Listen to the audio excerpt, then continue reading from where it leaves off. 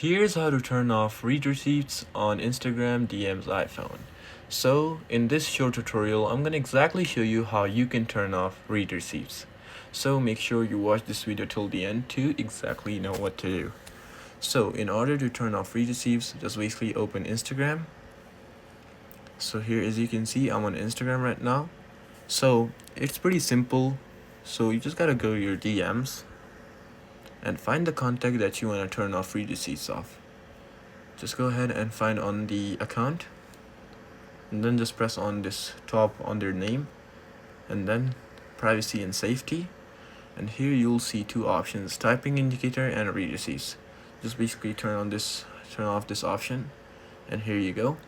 You can also do this in your settings by just going into your profile and then pressing on these three horizontal lines, and then just typing in read receipts, just like that, or DMs,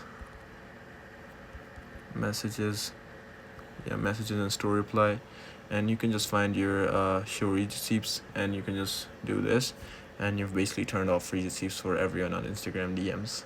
So yeah, this is actually it on how you can turn off read receipts on Instagram. So I hope this video actually helped you out. Please do leave a like, drop a comment, and subscribe to this channel. Until then, goodbye and peace out.